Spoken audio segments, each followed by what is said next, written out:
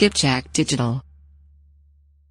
Oke, kembali lagi dengan aku Jadi Dan saya Ian. di The Skipjack Show. Oke, kita mau ngobrolin apa nih? Jadi di sini kita mau cerita-cerita sedikit Pak tentang pengalaman pribadiku gimana sih jadi anak performance selama 1 bulan. Selama 1 bulan, iya. Iya.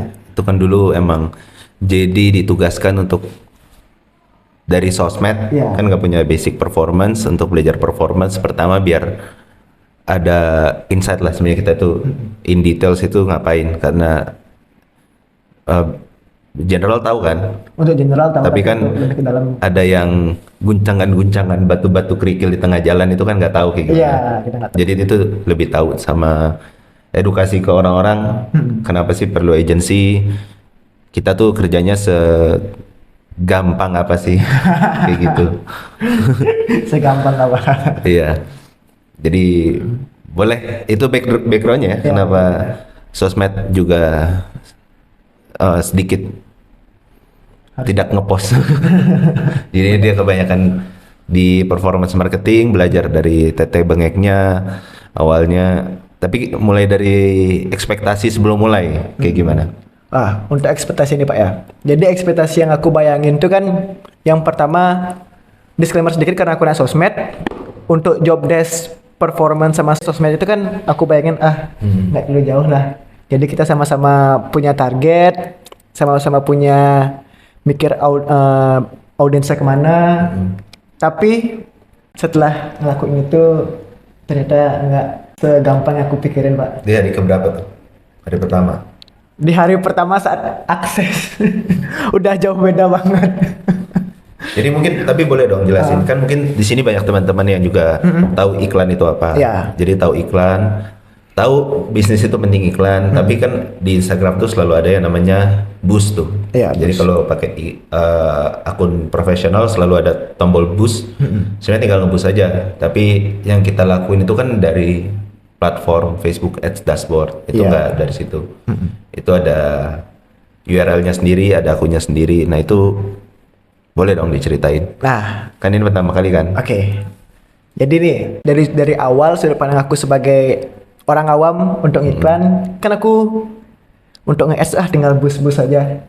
Ternyata itu beda banget. Contoh nih kalau kita nge-boost itu langsung dari Instagram langsung. Tapi kalau kita nge-ads dari Metanya langsung, itu tuh rentetannya itu kita harus benar-benar teliti loh Pak.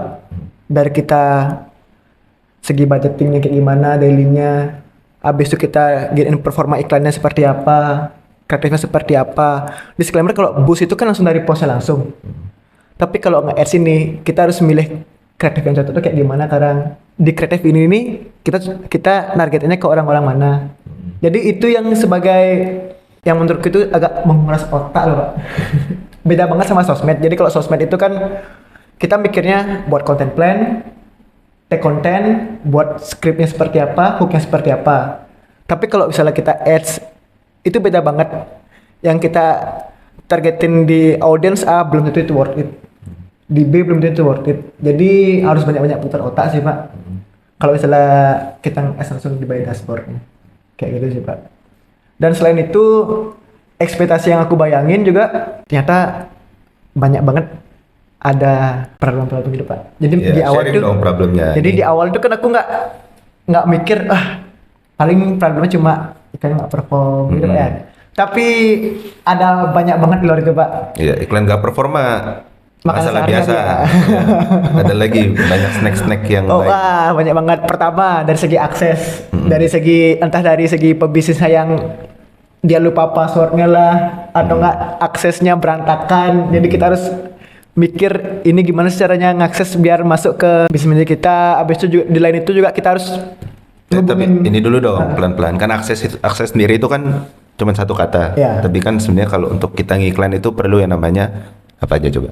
Dites nih. Ya, jadi kalau misalnya kita ngiklan itu kan yang pertama harus punya akun Facebook pertama lah, Akun Facebook personal atau bisnis? bisnis. Terus Ya, akun Facebook. nyebutnya bisnis. apa? Business manager. Bener. Salah. Apa? Facebook page. Facebook page ya? Ya, Iya. Facebook page.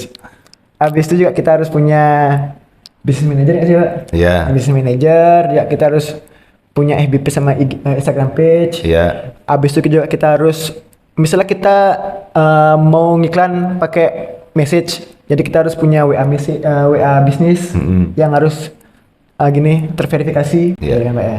Itu jangan lupa kita juga harus punya Facebook personal yang nggak restricted. Oh, bener banget. Iya. Kalau restricted kita sembarangan rugi dong, nggak bisa ngiklan. Iya, kita kalau Facebook personal kita udah kena isu, jadi mungkin teman-teman ada yang ngelihat Facebooknya tuh akun baru tuh sekarang susah ya, Iya, bikin susah akun. Jadi akun baru biasanya kedetek. Misalkan kita bikin akun baru, kita punya akun lama dengan nama yang sama.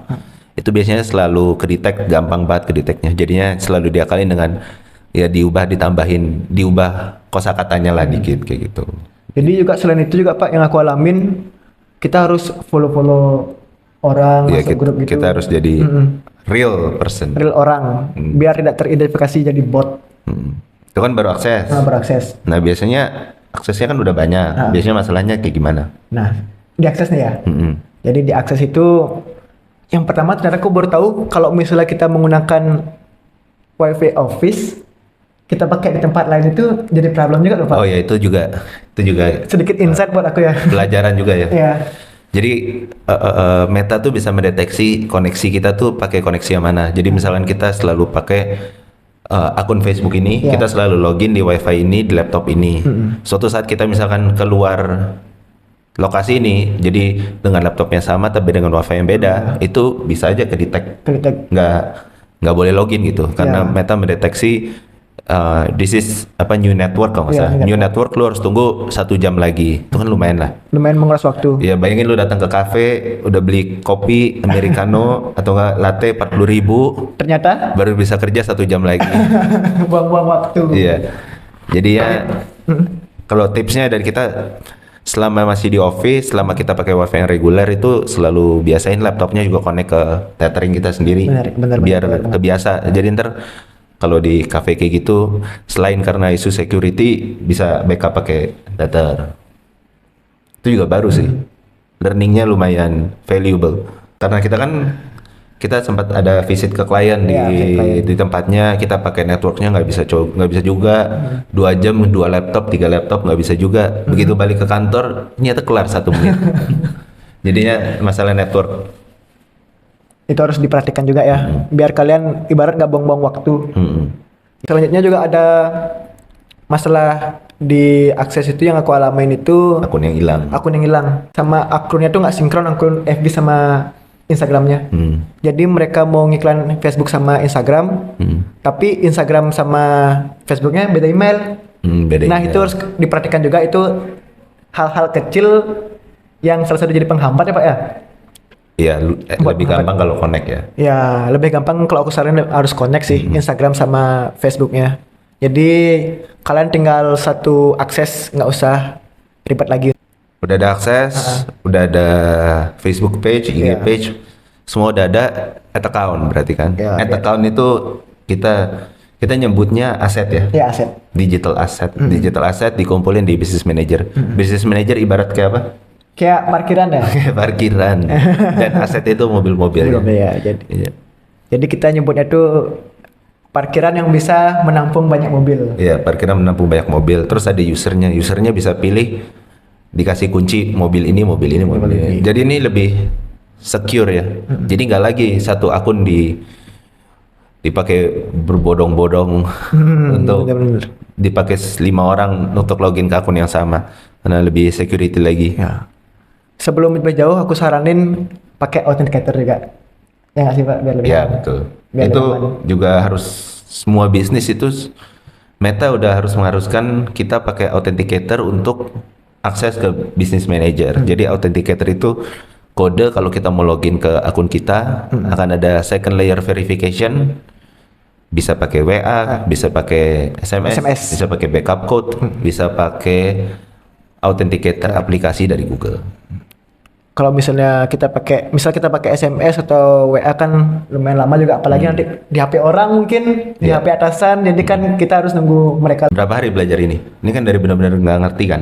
Ya, Dari bener-bener nggak ngerti, kurang lebih sih hampir 1 minggu. 1 minggu. 1 minggu banget. Itu pun masih kayak ngeraba-raba gitu. Masih agak-agak nanya-nanya ke anak tim performance langsung. Baru banget aku ngiklan, langsung tiba-tiba hubungi Meta Support. Karena tiba-tiba error. Meta support itu siapa? Nah, jadi aku sedikit jelasin, meta support itu ibarat yang bantu kita. Nanti jika kalau ada saat kita ngiklan ada error, ada kesusahan, ada isu-isu yang belum kita pernah alamin, kita bisa hubungin meta support langsung lewat dashboard Meta. Iya, Meta support, tapi ini nggak tersedia ya, nggak tersedia semua orang, karena kita kan termasuk salah satu Meta business partner, jadinya kita dapat fitur untuk chat support. Kalau nggak, itu biasanya via email. Ya, via email. Tapi sekarang kurang helpful dibandingkan berapa tahun lalu Meta support tuh. Jadi kalau untuk masalah teknis semuanya ke Meta support, dan kalau ada pertanyaan bisa langsung hubungin mereka.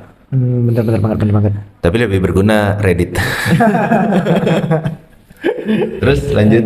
Nah, di ad account pertama itu yang jadi problem itu pas aku jalanin konversi message lewat WA. Entah kenapa tiba-tiba aku itu nggak bisa pakai WA-nya langsung, Pak. Dan ada isu kalau WA itu belum terverifikasi WA bisnis, padahal aku udah pakai WA bisnis. Jadi setelah aku telepon hubungi Meta supportnya, sudah dapat masukan dari dia, akhirnya bisalah kita selesaiin. Karena apa biasanya? Karena apa kemarin? Itu tuh yang aku ingat ya, kenapa nggak bisa login ke memakai WA bisnis, karena terbaca belum terverifikasi, Pak. Terus setelah aku terverifikasi oleh WA bisnis, memakai WA bisnis, setelah aku hubungi Meta support, diminta ya data-data lah, Pak. Diminta data-datanya, kita nunggu berapa menit. Oh, udah upload data? Udah dapat data. Oh, itu baru juga? Ternyata bisa expedite, ya, dipercepat. Setelah aku ngasih data-data ke mereka, akhirnya aku nunggu sekitar ya lumayan lama sih, 10 menitan kalau nggak salah ya, 10 menitan. Lumayan daripada 3 kali 24 jam. Ya. Iya. Ya, selain itu sih, ini problemnya gara-gara kecerobohan pribadi sih, Pak. Kecerobohan pribadi. Lu salah apa? Baru denger gua. Kecerobohan pribadi. Untuk kalian juga yang mau ngiklan, harus jeli ngeliatin budget. Budget daily yang kalian punya 50.000, malah kalian ketik 15.000. Wah, itu kan bisa jadi sebuah problem besar, Pak. Iya. Apalagi budget kalian tuh bisa dibilang minim lah. Bisa dibilang minim, itu jadi bencana. Ya, ini berarti kalau di Meta Ads tuh bagian adset kan? Ya, di adsetnya. Hati-hati juga buat teman-teman mungkin yang baru ngiklan, mungkin yang udah sering ngiklan paham kalau kita ganti-ganti targeting, ganti-ganti objektif, itu Meta akan auto reset daily budget kita. Jadi kalau kita misalkan cuma punya budget 1 juta buat 1 bulan, kan kita bisa pasang lifetime budget 1 juta, end date-nya kita set 1 bulan. Si Meta kalau kita ganti-ganti targeting, dia suka ganti daily budgetnya jadi 1 juta. Jadi kalau punya kredit card, kecantol, nge-reviewnya nggak jeli, hati-hati aja tuh, setiap 1 juta keluar setiap hari. Bisa boncos, Pak, ya? Iya. Kalau returnnya gede ya alhamdulillah. Iya, kalau iya. Tapi kalau kecil ya boncos. Dan itu mereka bikin auto adjustment-nya setelah kita ngedit sendiri. Jadi dashboardnya sedikit rada lambat, terus toto berubah 1 juta. Hati-hati. Jadi sebelum dipublish harus review sekali lagi. Nggak apa-apa buang waktu 3 menit, 4 menit, tapi yang penting ads kalian aman. Gitu sih, Pak. Insight setelah itu yang aku dapetin itu juga di masalah targeting. Jadi di sana aku banyak explore targeting. Terutama kan aku handle klien F&B. Coba cerita dong langsung satu case. Kliennya apa, terus targetingnya yang kira-kira di luar Nurul. Di luar Nurul kayak gimana, tapi ternyata perform. Iya. Jadi aku jelasin sedikit. Aku handle bisnis F&B. Jadi bisnis F&B ini dia mau ada produk birthday cake. Birthday cake, aku udah mikir pool audiensnya cocok. Yang pertama pasti untuk family, untuk yang ulang tahun di bulan terdekat. Ternyata itu nggak perform, Pak. Terus? Yang nggak perform, ternyata yang perform itu malah best friend hangout. Oh. Kan jauh banget dari ulang tahun ke best friend hangout ya. Iya. Tapi itu malah perform, dan aku minta feedback ke kliennya langsung. sesuai, malah bagus hasil iklannya. Jadi Karena ternyata iklan kita tuh bukan nyasar ke orang yang ulang tahun, tapi ke teman yang mau ulang tahun. Mau ulang tahun. Ke teman yang temennya mau ulang tahun. jadi gitu. Jadi nggak selamanya yang kita targetin. Misal kita punya kreatif untuk ulang tahun, kita targetin ke orang yang ulang tahun, belum tentu perform, Pak. Jadi bisa kita nyari irisan-irisan yang bisa perform. mendekati ya. Jadi kita harus sering-sering nge-explore target audience sih, biar kita dapetin best pool audience-nya. Selain itu juga yang di gini F&B, kita di by demografi juga, aku kan targeting ke Bali sama Jakarta.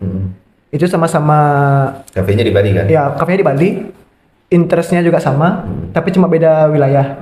Aku dapatin 15 message, yang dari Bali cuma 1 message, 14 message dari Jakarta. Dan itu pun udah sampai ke tahap perkis. Jadi harus sering-sering kita explore. Mungkin kalau bagi kalian yang merasa iklannya terus jelek, mungkin kalian harus banyak-banyak explore sih. Irisan-irisan yang tepat, targeting yang mana. Mungkin kalian harus lebih berani explore wilayah-wilayah lain sih Pak ya. Benar sih gitu Pak? Iya. Harus explore dan harus monitoring. Iya, monitoring juga. Monitoring setiap hari sih. Kan udah jalanin iklan selama 1 bulan ya. Terus menurut kamu, kita realistis ya, kan nggak semua orang cocok untuk semua pekerjaan. Aku juga kalau suruh bikin kreatif jelek. Sebenarnya tipe orang kayak gimana sih yang cocok untuk pekerjaan iklan ini kayak gini? Karena kan pertama kita tahu bootcamp mahal. Ya, mahal. Bootcamp mahal. Terus sebelum mereka kita nggak jualan bootcamp ya. Kita trial ini. Kita kasih jadi trial karena kita ada klien, kita mau bikin konten, kita mau mengedukasi lah. Sebenarnya tipe orang kayak gimana sih yang cocok untuk pekerjaan seperti paid advertising ini, dan yang nggak cocok itu mungkin kayak gimana realistisnya? Untuk realistis saja. Yang pertama yang cocok itu pasti orang yang cepat berpikir Pak. Jadi kalau misalnya kita cepat berpikir, jadi pikiran kita nggak stuck dulu Pak. Nggak stuck di satu targeting, ini mau dikemanain, nggak lama jadinya membuang waktu. Yang kedua, selain cepat berpikir itu orangnya cepat sih Pak yang kedua. Begitu. Nggak cepat dalam artian itu satset. Iya, satset. Karena suka bikin quick adjustment. Ya. Harus public relationnya bagus. Kenapa? Karena dia kan ngomong sama kita, misalnya mau agensi ngomong sama klien. Nanti pas meeting ditanya kenapa hasilnya begini, kita nggak bisa jawab. Kan jadinya jelek di kita. Iya. Itu sih, cepat berpikir, satset sama public relationnya bagus.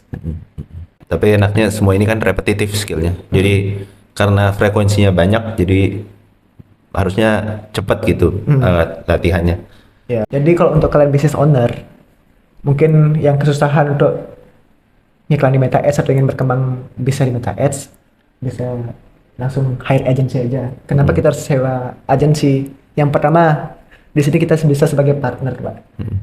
Untuk ini nggak harus kita doang ya? Yang harus kita doang, bisa agensi manapun. Lain. Partner. Jadi misalnya ada permasalahan di bisnis kita juga bisa konsultasi, ini baiknya seperti apa, bagusnya seperti apa. Jadi bukan kita doang yang berpikir. Selain itu juga kenapa kita harus sewa agensi? Di salah satu sisi kerja kita dimudahkan, nggak harus terlalu banyak menggunakan tenaga untuk bisnis kita. Jadi juga kita dapat insight yang banyak Pak.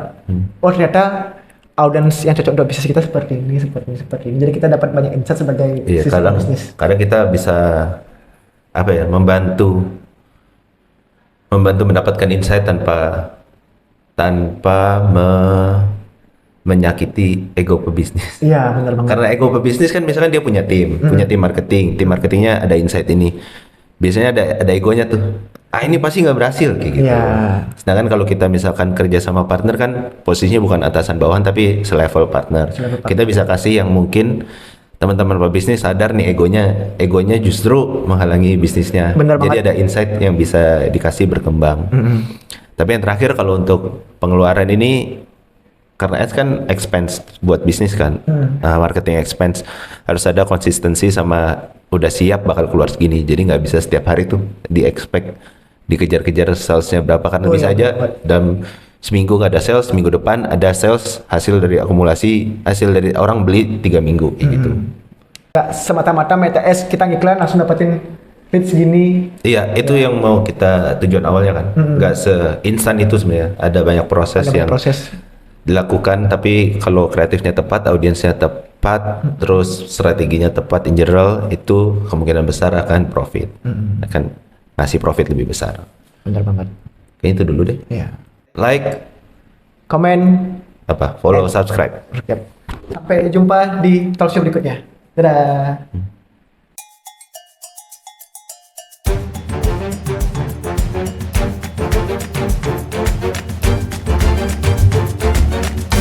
Skipjack Digital.